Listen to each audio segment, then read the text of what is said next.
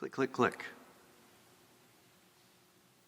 From the side, the periphery, I stood taking photographs of my daughter's dinosaur-themed birthday party. She and her best friend shared the party, because their birthdays were only a week apart.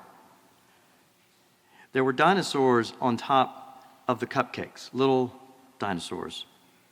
And we had party hats, stegosaurus hats with plates that went down the backs. Why dinosaurs? I asked. Well, they said, they felt absolutely ancient now that they're seniors in high school. Obviously. It was a very cool party, I have to say, in no small part because they had a live band called Jettison that performed a custom playlist for almost 2 hours.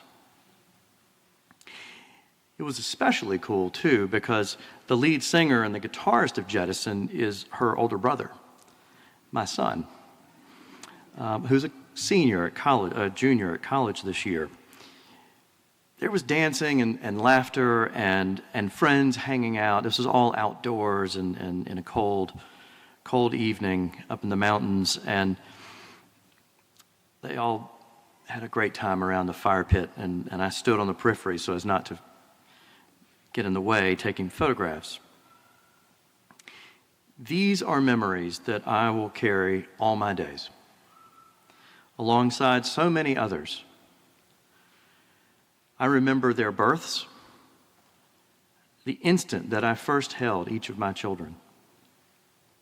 I remember when each one of them was baptized, and my mother, a priest, baptized them with other clergy, and she wore, not this stole, but a stole in my office, she wore the stole that she made for my father when he was ordained in 1973, that he wore when he baptized me into my life in Christ.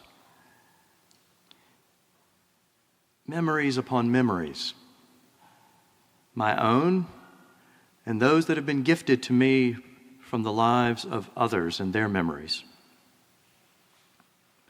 Watching my kids at that party drew together countless strands of memory and experience for me. I noticed, for instance, for the first time, that they are now the same ages as my older brothers when our father died. And that in just a few months, I will reach my father's age of his last year.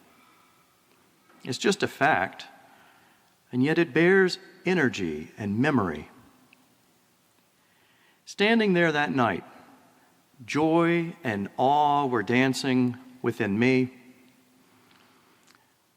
and for my whole family, for those present and those long deceased.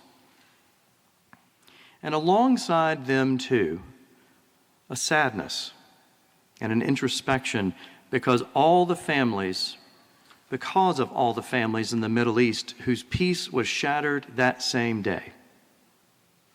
Kids like mine, people like us, living their normal lives and disrupted.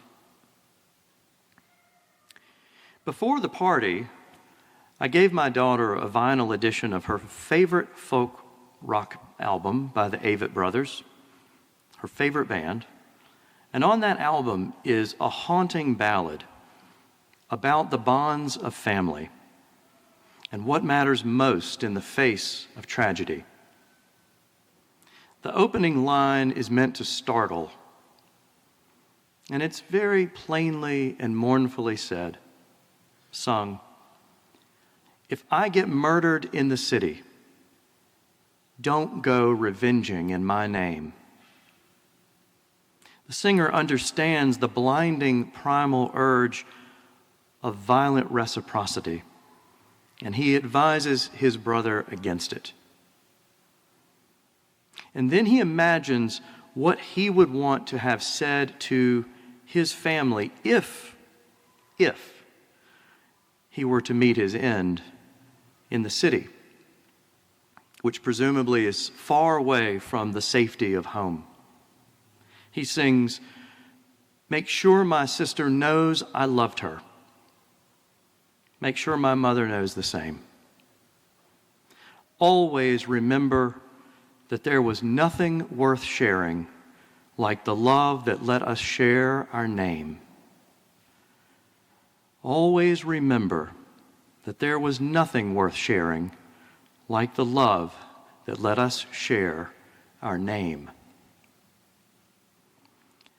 I feel the same way about life, that there is nothing more dear than the love that binds us in shared time and experience and memory. This is the heartbeat of my faith, where all is woven together, the joy and pain, creativity and destruction, tragedy and blessing, all that was and is and shall be. It is all held together in a bond of love that we make for one another in moments like this.